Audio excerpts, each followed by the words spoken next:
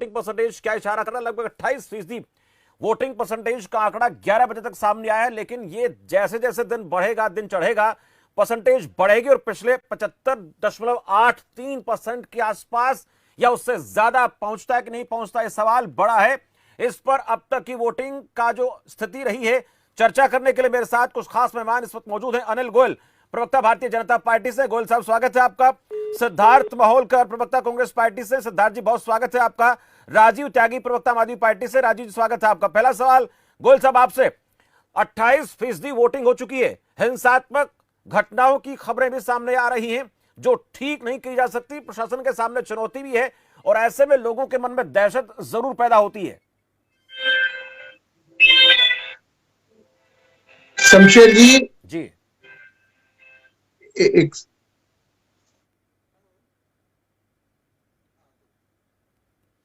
Hello जी गोयल साहब बोलिए, सुन पा रहा हूं। शमशेर जी आवाज आ रही है? जी सुन पा रहा हूं। आप जरा अपना क्वेश्चन दोबारा रिपीट करोगे? वो जिस तरह से वोटिंग परसेंटेज का जो आंकड़ा है 28% के आसपास 11 बजे तक की स्थिति है, अब ये बढ़ गया होगा, अभी आंकड़ा आएगा तो बताएंगे। क्या इशारा कर रहा है पिछली बार के मुकाबले? क्या लगता है? पिछली बार 75.83% वोटिंग हुई थी और कुछ जगहों से हिंसात्मक घटनाएं भी सामने आ रही हैं, गोलीबारी की खबरें भी सामने आ रही हैं। क्यों ऐसा हो रहा है? शमशेर जी सही बात तो ये है कि कांग्रेस बौखला रही है, कांग्रेस को अपनी हार दिखाई दे रही है जी। और इसलिए वो दंगे पर उतारू, वो हिंसा पर उतारू। निश्चित तौर पर किसी किस्म की भी कोई ऐसी वारदात नहीं होनी चाहिए, शांतिपूर्वक मतदान होना चाहिए और भारतीय जनता पार्टी पूरी तरीके से जीत की तरफ आगे बढ़ रही है। और आपने ये भी देखा होगा पिछली बार भी बेशक हमें सीट कम मिली थी, लेकिन वोट परसेंटेज पिछली बार भी हमारी ज्यादा थी। इस बार भी हम पूर्ण रूप से सत्ता में आएंगे और मध्य प्रदेश में कमल खिलेगा और भाजपा जनता की सेवा के लिए उनको मौका देगी।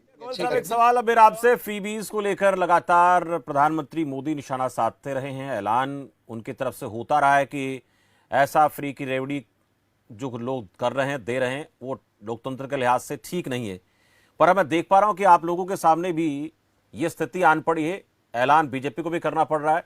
ऐसा क्या हो गया कि 2018 के चुनाव में आप लोगों ने इस चीज से दूरी बनाई थी और उसका नुकसान हुआ था?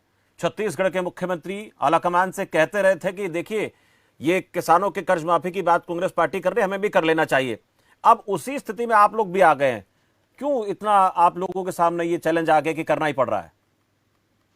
मैं एक एक बात का जवाब दूंगा।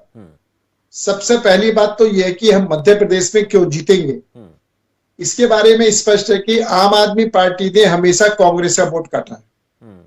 यहां पर आम आदमी पार्टी जो है वोट काटू पार्टी के रूप में चुनाव लड़ रही है और वो जितना भी वोट उसको मिलेगा वो कांग्रेस से वोट माइनस होगा और उसका सीधा लाभ बीजेपी को मिलेगा। दूसरी बात, हमने जो सत्ता में आए, सरकार बनाई है, हमने बीमारू मध्य प्रदेश को प्रगतिशील मध्य प्रदेश बनाया है। अब चाहे हमारी लाडली बहना योजना है या मध्य प्रदेश के अंदर और जितनी भी योजनाएं, सारी योजनाओं पर हमने काम करा है। उसके आधार पर हम भारतीय जनता पार्टी मध्य प्रदेश में सरकार बना रहे। अभी इन्होंने दिल्ली का वातावरण के, दिल्ली में हमने बहुत अच्छा काम करा है।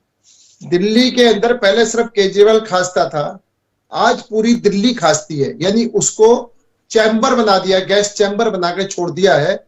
दिल्ली का विकास वो पूरा विश्व देख रहा है कि दिल्ली का विकास है कि दिल्ली में लोग सांस लेने के लिए भी मजबूर है, सांस भी नहीं ले पा रहे हैं। ये इनका दिल्ली का विकास है। और इसी तरीके से अभी देखो, अभी आम आदमी पार्टी ने कहा कि हमें हर सूरत पर सत्ता चाहिए, सत्ता पर काबिज होने के लिए हमें गठबंधन करना पड़े तो करेंगे। आज पूरे चुनाव में ये मध्य प्रदेश के अंदर कांग्रेस को गाली दे रही, कांग्रेस आम आदमी पार्टी गाली दे रही है, लेकिन सत्ता पर पाने के लिए हम दोनों को इकट्ठा होना पड़ता, हम होंगे फिर सत्ता पर काबिज होंगे। ये सत्ता के भूखे लोग हैं और जनता ये बात देख चुकी है कि सत्ता के भूखे लोगों को जनता बर्दाश्त नहीं करती। तो अचानक बीजेपी के लिए अच्छा आपने क्वेश्चन एक दूसरे को गाली देना, वोट कट रहा है, क्या दिक्कत है? बोलने दीजिए, आप लोगों को फायदा हो रहा है जैसे आपने कहा। नहीं, मैं जनता ये देख रही है और आप इनकी सत्ता लोलुपता देखें कि चुनाव के बाद गठबंधन की बात कर रहे हैं कि जरूरत पड़ी तो हम गठबंधन में भी शामिल होंगे। यानी इसको सत्ता लोलुपता है, मध्य प्रदेश की जनता की सेवा का मामला नहीं है कि मध्य प्रदेश का विकास नहीं है। हमें मध्य प्रदेश का विकास करना है, हमें मध्य प्रदेश जनता को सेवा करनी है, हमें सत्ता पानी है, ये सत्ता लोलुपता की बात है।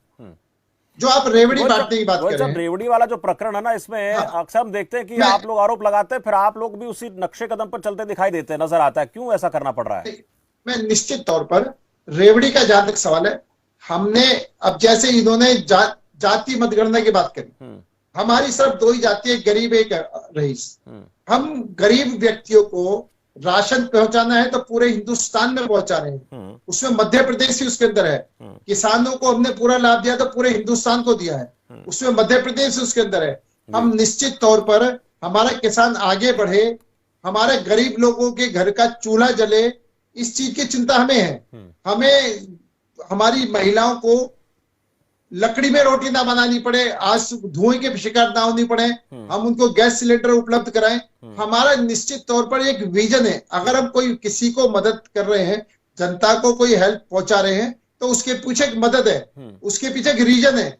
इनका ये नहीं है वोट पाने के लिए, वोट पाने के लिए एक चीज मैं आपको बताता हूं साहब, देखिए लाडली बहना योजना प्रतिमाह 1000 रुपए की बात हुई थी, सरकार बनने के बाद उसको 3000 कर दिया जाएगा। दूसरा एक सवाल मैं आपसे पूछूंगा, धान के समर्थन मूल्य, चलो किसानों की बात है, अलग विषय। दिव्यांगों बुजुर्गों को प्रतिमाह 1500 रुपए पेंशन, अटल ज्योति योजना में सभी को 100 रुपए में 100 यूनिट बिजली, प्रत्येक परिवार में 1 को रोजगार या स्वरोजगार, लाडली लक्ष्मी बेटियों को कुल 2 लाख रुपए, पीएम उज्ज्वला लाडली बहना योजना में 450 रुपए में गैस सिलेंडर। ये पहले नहीं था आप लोगों के पास, अब इसको आप लोग कहीं ना कहीं चुनाव में लेकर आ रहे हैं।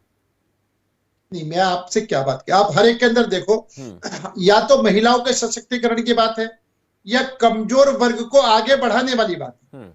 आप ये देखें, जिस कमजोर वर्ग को आवश्यकता बढ़ाने की है, किसानों को समृद्ध बनाने की बात है, आप ये एक हमारा विजन है, हम उस विजन के साथ आगे चल रहे हैं। हम रेवड़ियां, ऐसे रेवड़ियां नहीं बांट रहे कि लेकर के अपने कार्यकर्ता को रेवड़ियां बांट दी, अपने लोगों को रेवड़ियां बांट दी।